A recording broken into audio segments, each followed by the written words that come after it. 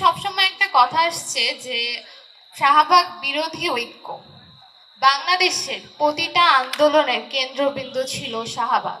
তাহলে শাহবাগ বিরোধী ঐক্যর মানেটা কি? আসলে শাহবাগ বিরোধী ঐক্য বলতে আমরা কাদের বোঝাচ্ছি বা শাহবাগ দিয়ে আমরা কাদের আইডেন্টিফাই করছি? শাহবাগ দিয়ে আমরা তাদেরই আইডেন্টিফাই করছি যারা এই বাংলাদেশে সর্বপ্রথম বিচার বহির্ভূত হত্যাকাণ্ডকে বৈধতা দিয়েছে, যারা সর্বপ্রথম বলেছে আমি বিচার চাই না, আমরা ফাঁসি চাই।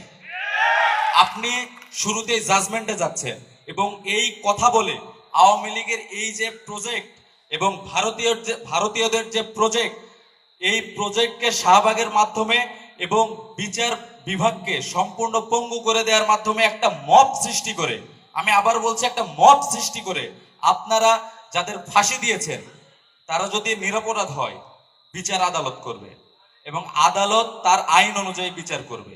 তো আপনারা তখন আদালতকে সেট করে দিলেন যে আমি বিচার চাই না, আমি চাই ফাঁসি।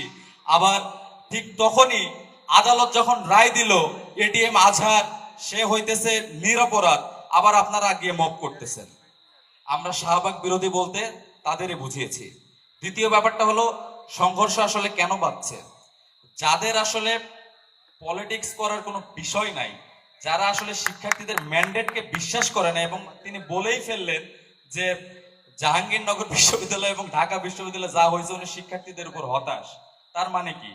শিক্ষার্থীদের ক্ষমতায়নের উপর যাদের আস্থা নাই, যাদের পলিটিক্স করার, শিক্ষার্থীদের জন্য কাজ করার কোনো টপিক নাই, তারা এই টাচ করবি না পলিটিক্স করে। আমরা ভিডিওতে দেখেছি একজন পুলিশকে এইভাবে গায়ে টাচ দিয়ে বলে টাচ করবি না।